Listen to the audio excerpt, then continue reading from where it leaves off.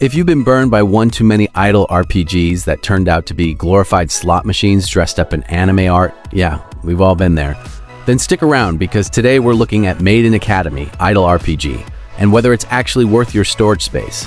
We cover idle and AFK RPGs so you don't have to gamble your time on every new release. If that sounds useful to you, a like and subscribe costs you nothing and helps us keep the lights on. Appreciate you.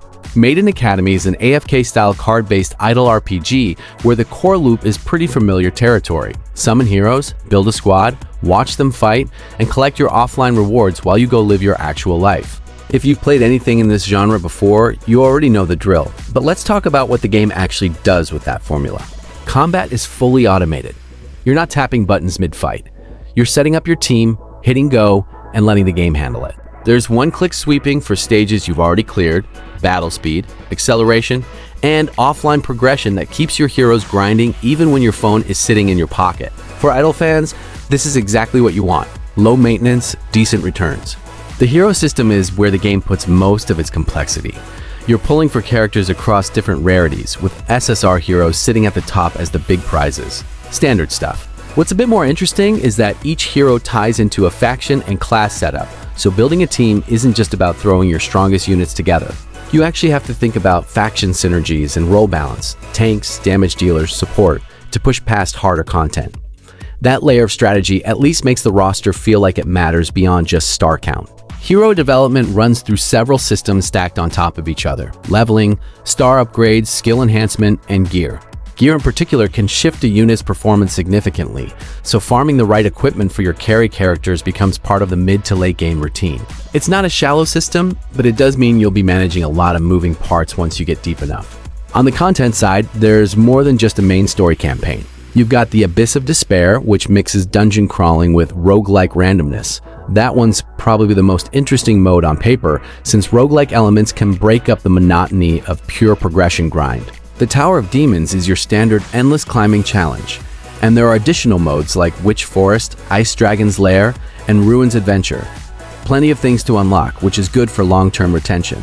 There's also a guild system with guild battles, and the game runs on global servers with a real-time arena for PvP. If social play and competition matter to you in idle games, those features are at least present. Whether they're well-balanced or dominated by spenders is the real question.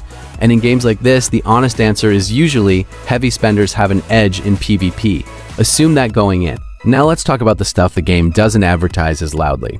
This is a gacha game with SSR pulls, which means your summoning rates are going to be what they are. The game markets itself on exquisite illustrations and mythical heroes, which is anime character design through and through. That's not a complaint. Plenty of people enjoy that art style, but it's worth knowing what you're walking into aesthetically. The auto-battle heavy design also means a significant chunk of your experience is watching numbers go up while you optimize your roster. If passive progression bores you after an hour, Maiden Academy probably won't change your mind about the genre. So who is this actually for? If you enjoy FKRPs with layered hero progression, faction-based team building, and enough side content to keep things varied, Maiden Academy has a solid enough foundation to keep you busy.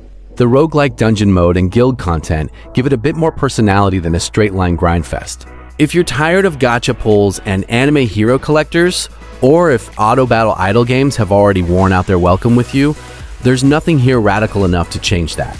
It's a competent entry in a crowded genre. Not a disaster, not a revelation. Worth a download if idle RPGs are your thing. Just go in with realistic expectations about the summon rates. Drop a comment below. What's the one idle RPG mechanic that would make or break a game for you? Curious where everyone lands on that. Like and subscribe if you want more honest overviews like this one. We'll see you in the next one.